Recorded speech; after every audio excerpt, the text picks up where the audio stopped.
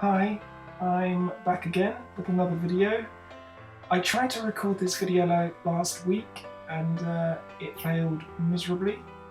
It just wouldn't happen. I think I was trying to be too professional and that's just not me in the slightest.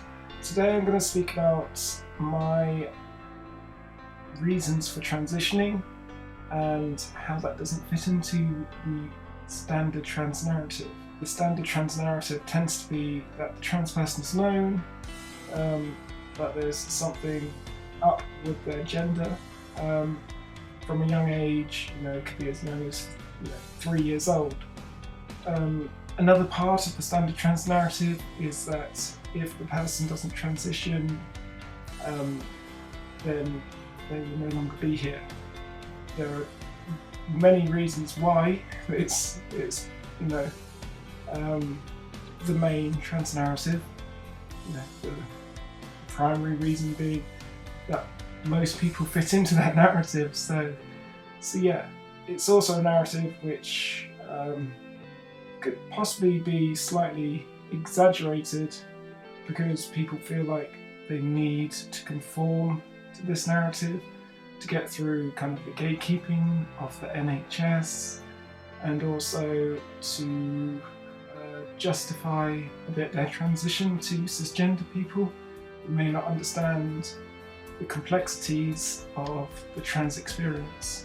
It's a narrative which plays out quite a bit in the media, but I don't personally fit it.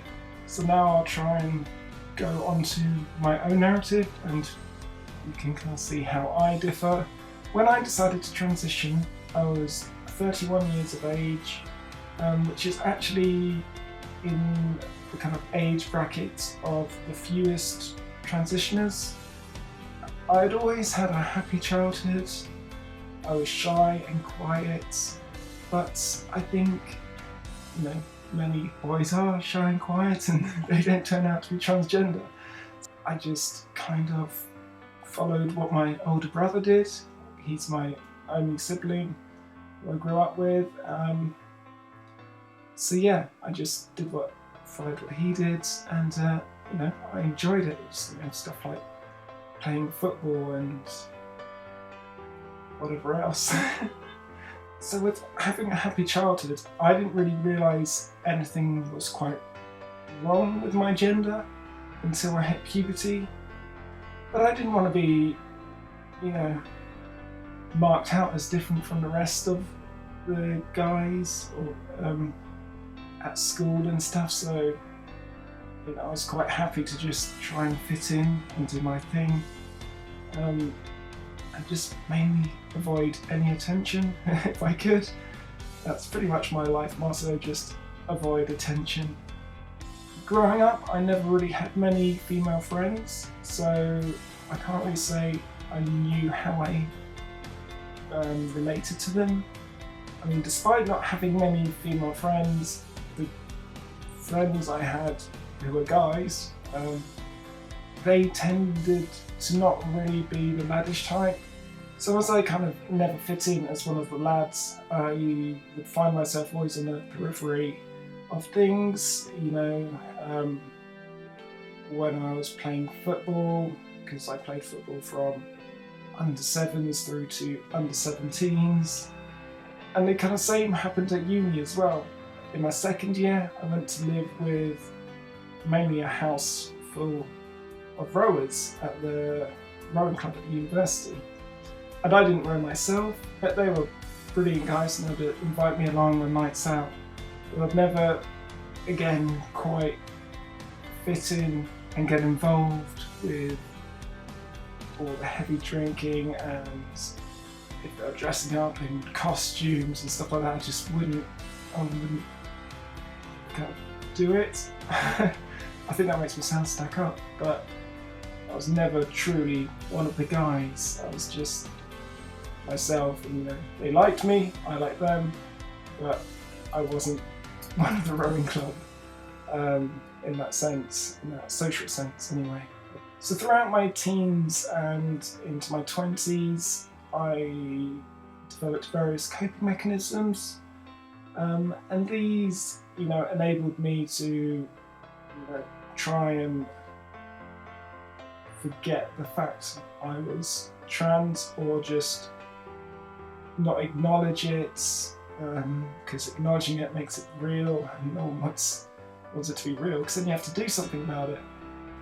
But, whenever there was trans-related stuff on the TV, I'd always be drawn to it and find myself watching. I don't know why, not why, but whether I was trying to convince myself I wasn't like these people, or whether I was watching to try and see how I related to these people.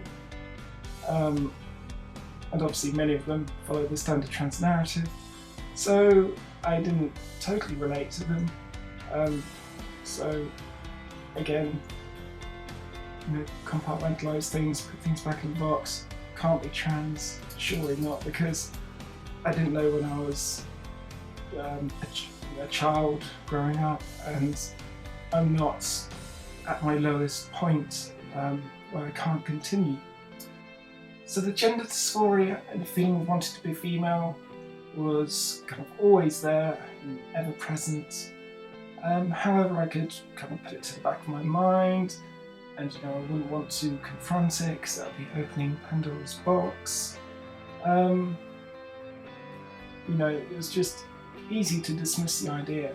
I was too tall, my body shape was wrong, I had a strong jaw, a massive brow bone. Everyone would know I was trans. There's just no way I could live a happy life for myself. It's odd though, because despite that, I always knew that I'd live my life as a woman. So I don't quite know how I thought that would happen when I was always burying these feelings. It wasn't like I was going to wake up one day and magically have a female body. I had to be proactive to change this, and instead of living my life as a guy, getting to live my life as a woman meant I'd have to undergo gender transition. So with the coping mechanisms breaking down, it was all starting to come to a head in 2014, so when I was 31. So another reason why it all came to a head at that point, and this will probably sound silly, is that me and Marie were planning to do a house extension in the summer of 2014. And this would have obviously cost tens of thousands of pounds of my savings. And at the back of my mind, even though I didn't want to admit I was trans, I had always kind of earmarked that money to enable me to transition in a way which would make me happy and feel comfortable. The realisation that I was going to lose that pot of money just felt like I was closing the door on transition, and that panics me. So yeah, not a great reason, but it's an honest reason. So the moment I came out to my girlfriend Marie was actually Valentine's Day 2014. To be honest, by that point I kind of forgot what the day was. Just never ever, if you're going to come out, avoid that day and avoid your partner's birthday and probably Christmas Day. I'd come home from work early that day because I'd started to get kind of panicky and anxious about things. Marie came home and she knew something was up, and after a bit of coaxing, she managed to get out of me that I had gender issues, as I called it. I had to be fair on Marie. At this point, I'd been with Marie for 8 years, and we'd also gone out pre-university. We'd actually broken up during university because of the distance. I couldn't lead her down the path of marriage and children and then drop this bombshell on her when I knew at this point that I could do something about it, and that if she did want to leave me, then she could find someone else and still have time to kind of settle down with them, get married, have children, and have the life that she may have wanted at that point for herself. So yeah, I didn't want Marie to feel trapped at all when making the decision on whether to stay with me. But so far, 2.5 years later, she's still with me, and I personally feel our relationship is stronger than ever because we opened up and been so truthful to one another. There are no secrets anymore, and it just makes for a much better and healthier relationship. I mean, overall, I think it's a weird thing that I wasn't in such a great place mentally, but I was also not in any way suicidal. It wasn't transition or die for me. But I didn't need to wait any longer. Things weren't, I wasn't going to cure myself of being trans.